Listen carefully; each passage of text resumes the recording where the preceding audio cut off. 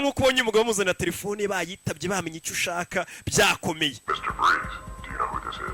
Ati wa mugabo we uyu guhamagaye uzi uwo ari we. Sasa umuhamagaye twe turamuzi.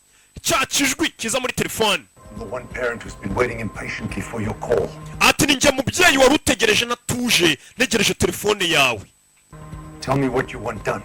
Gira icyo ushaka nkora. Mercenaries haven't done countless times overseas for any foreign mission able to meet your price. You poured out your men for snatch and grabs. Ati akazi ba mercenaries bacyase ba machinery mu kinyarwanda cyanyu mujya ko mubivuga bagiye bakora akazi kenshi gatandukanye b'abasirikare bita ngo nabacancura abasirikare bagurwa akazi wagiye ubayeza mu hanze y'igihugu bagiye gukora ndagira ngo none bagakorere hakone no mu gihugu iwacu. Niba ushaka umukobwa wawe.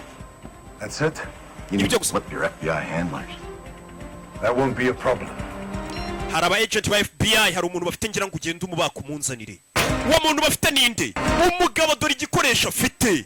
Ni crisis ati cyo naga ari ikibazo mu gihe byama umukobwa wanje. Uyu mugabo mwibuke muri hadi target ari kumwe na Jean-Claude Van Damme. The CIA they're going after Widener and Widener screwed Gibson. How did Widener screw Gibson? Ati impamvu Gibson ari gushaka kwiyorera kuri Widener nuko Widener yigeze guhemukira ariko ijambo bakoresha ndivuze nk'uko arisobanuye. Ariko nyine uko ngende umunyamashuri wiyubashye nzi n'umuco wo mu Rwanda ntaga ibintu by'ibigambo byose barabazungu bavuze njya mbivuga. Tukarega dufite umuco. Ati Widener yaraburije cyangwa se yahimukiye uriya mugabo. Yahimukiye Francis Gibson. The program we ran there was a massacre. Ati programu twari turi gukora cyangwa se Widener yakoze nanjye mbirimo yari programu y'ubwicanyi bwabwicanyi buhambaye apana kwa kwica umuntu umwe. They put Gibson's name on it and then he put a target on his daughter's heart to keep him quiet.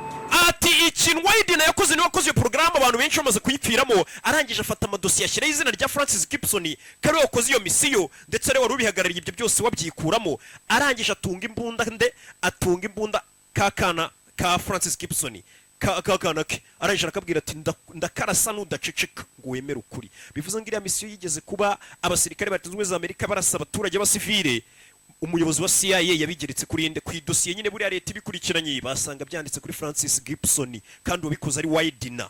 Yamukangije iki ngo nadaceceka ngazica umukobwa we. Umukobwa witwe turamuzi BFN.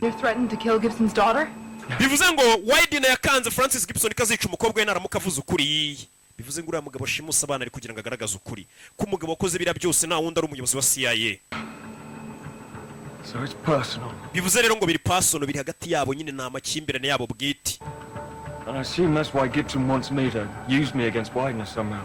Rero nanjye Francis Gibson aranshaka cyangwa se Widener buri umwe aranyeneye kugira ngo nkoreshe ndwanyu ndi kuko bose barabizi ibyo nakoze n'ingiye wakoze imiti bose baranyeneye nyine kugira ngo umwe anyifashisha ashyira undi hasi. Okay, that's not going to happen. You to get Gibson. Tugiye kwifasha tubone Gibson. On the kidnapping and you're going to tell us exactly how Gibson is planning to use you. Ndetse tugiye kugutwara ubanze udusobanurire Francis Gibson ubundi we hagutwaye yakumarisha iki. There is known associates who is helping him on the outside. Nindiri kumufasha hano hanze. Communicating with the parents. Nindiri kumufasha ni guturi amagabo ari gukominikana n'ababyeyi babana shimuse. Tubwira injira mu modoka. He knows Gibson this is the best shot we have of finding those kids. Uyu mugabo ne wenyine watwakwifasha kugira ngo tubone barabana tubagarure. To show him what we have on the kidnapping, we have to take him into the FBI. If we took him into custody, they will kill Meg. Nanone uyu mugabo nitumujyana muri FBI tukanga kumuha kiriya cyebe cya Francis Gibson nibwo nangiye ukita cyebe ati biraza kurangira bishe Meg mukuru wawe. Get him into the FBI. You show him everything we have on the kidnapping. Just make sure no one sees you, okay? Umva ngiye bindu bindekere ibyo kubohoza mushiki wanje avuye no FBI aza kwiba imodoka do. Afite gatorino no FBI babara batoje buri kimwe. Kurya imodoka y'umuturage iri aho hafi hari ikibazo cy'umutekano w'igihugu waba uyitijeho gato. Bira ntabwo leta yemerera ngo yibye imodoka ya yarari gutabara inyungu za rusange nyine nanjye numbona ndi kwiteza akamodoka ni inyungu rusange. What? If it is Gibson, he took his own daughter. He had his finger cut off.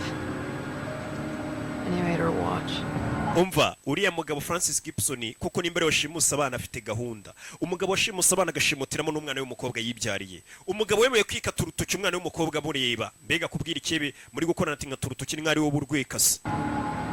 Umugabo tumwitondere afite gahunda do. Then you get Meg and I'll get Gibson. Wegenda ubone Meg nanjye gushaka Gibson. Uyagiye kuboza mushiki we mukuru batwaye Meg.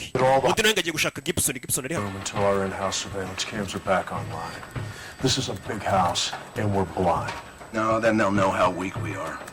Have your remaining men walk continuous rounds until our cameras are up and running. And what about umva abagabo bawe bakomeze bazenguruka inyubako bacunga abana mpaka kamera zisubiye kamera zavuye muri kano kanya